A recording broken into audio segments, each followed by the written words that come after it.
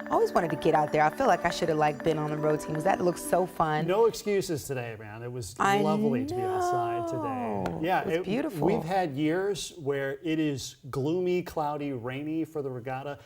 Mother Nature really came together for today. Yeah. And if you are a fan of this weather, I have good news. It's going to be like this for the foreseeable future, not just through the weekend, but probably through next weekend. We're going to keep going. We're going to keep going. We might be talking about a need for some rain once we get to the end of next week. But in the meantime, this is a shot from earlier today. This is from our Tacoma cam. Both the Tacoma Dome and Mount Rainier were both out, and they will be out for really the remainder of the weekend. Here's a nice shot from our rooftop camera as well, overlooking Safeco Field, or excuse me, T-Mobile Park.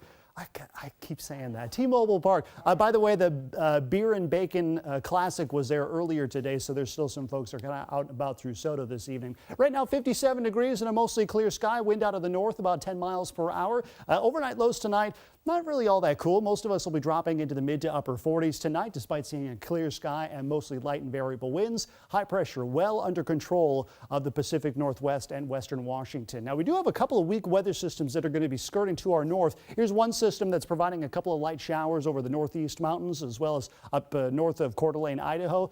We have another similar system moving through on Sunday and once again on Tuesday. What that really does for us on this side of the Cascades, it gives us some coastal clouds and maybe a couple of patchy clouds over the interior during the morning hours. Most of those burn off when we're looking at sunshine over the next couple of days, and very little, if any, chances for rain. This is our overall pattern. It's something that we call in the weather world a Rex block. There's a big high pressure dome, and just to the south of that, low pressure system that just kind of hangs offshore off California. It's a very stable weather pattern. It basically means not much is going to be changing over the next couple of days, and probably sunshine in the forecast, at least through the middle of the week and probably through the end of the week as well. And not to mention a nice warming trend as well. Temperatures tomorrow very similar to what we're going to be seeing, or what we saw earlier today, upper 60s to lower 70s. A little bump Monday into Tuesday. By the time we head into the second half of the work week, especially Thursday and Friday, the wind, at least at the surface, turns more offshore, so that east to west wind, that's going to allow temperatures to spike. So instead of upper 60s and lower 70s,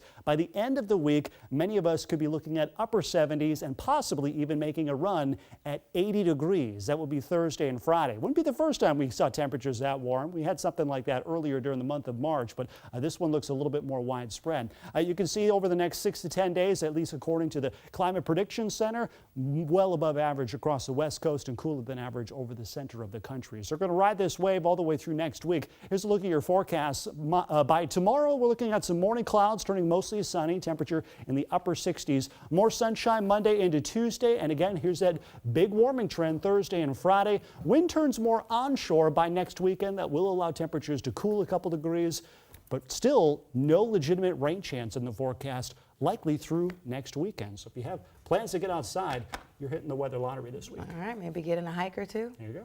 There we go. Thanks, Ben.